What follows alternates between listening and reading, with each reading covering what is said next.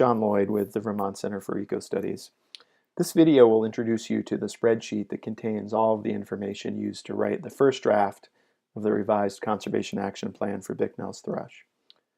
The information about specific threats and recommended actions was collected during the IBTCG meeting in November of 2016. So this spreadsheet contains 4 tabs.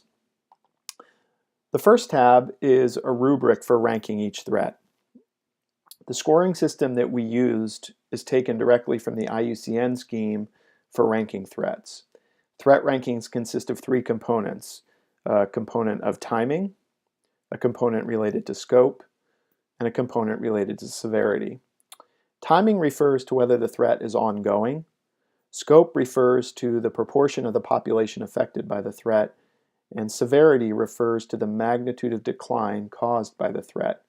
It's important to note that severity scores refer only to the proportion of the population that is exposed to the threat. And the higher the score, numeric score for each component, the greater the risk posed by that threat.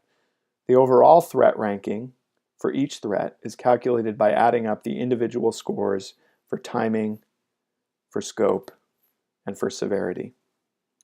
The next tab in this spreadsheet, labeled Threats, shows the IUCN classification scheme for threats. The IBTCG agreed to use this lexicon to classify threats in this revised Conservation Action Plan. The third tab, Actions, shows the IUCN Conservation Actions classification scheme. We've modified this scheme somewhat by combining the Conservation Actions classification scheme with the IUCN's Research Needed classification scheme to produce a single system for classifying all actions that are needed, whether they're research or direct conservation. And we use this system, outlined on this tab, to classify all of the actions identified to mitigate threats in the plan. On the final tab of this spreadsheet, you will find all of the information about threats, threat rankings, and actions. This contains all of the information that's explained in narrative form in the draft document. I'll explain this spreadsheet in more detail. Each row of the spreadsheet contains one threat that was identified during the IBTCG meeting. The first column indicates whether the threat operates during the breeding season, during wintering, during migration, or year-round. The second column identifies the IUCN threat category to which each threat belongs. Again, for more information on threat categories, you can see the tab labeled Threats, or you can refer to the IUCN website.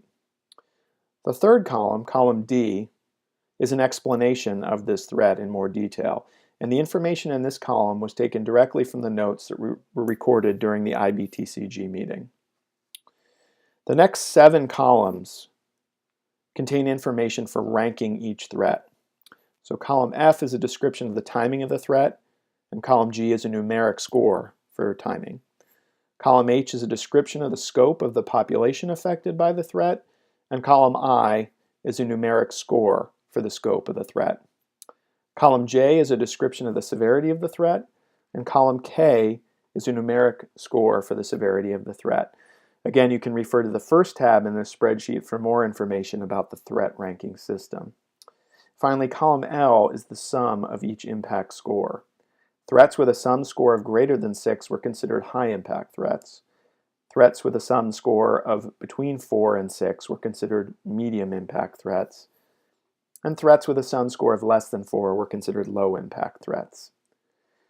Note that for some threats, for example on row 21, we did not have sufficient information to complete the threat ranking.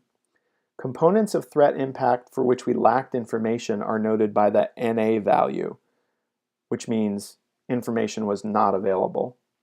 If you have additional information about threat impacts, or if you believe that we have incorrectly scored any of the threats, you should suggest changes directly within the document of the draft plan. You cannot make edits into this spreadsheet. Column M describes our rationale for each threat ranking. And again, if you believe that the ranking should be changed, please make those changes directly in the plan itself. Column N provides the threat ranking as determined by the IUCN.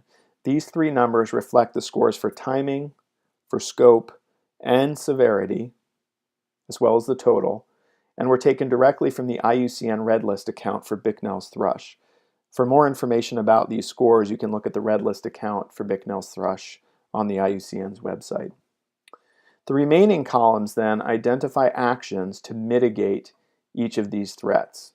The actions are organized according to the IUCN Actions Classification Scheme. For more information on the Actions classification, see the tab labeled Actions. After each action is another column labeled Exposition, which really explains what that action means. And again, this information was taken directly from the notes that were recorded during the IBTCG meeting. However, if you have additional actions to recommend that weren't brought up at the meeting, or changes to suggest for any actions identified here, you should make those changes directly into the plan document. You can't add information about actions or edit explanations of actions in this spreadsheet.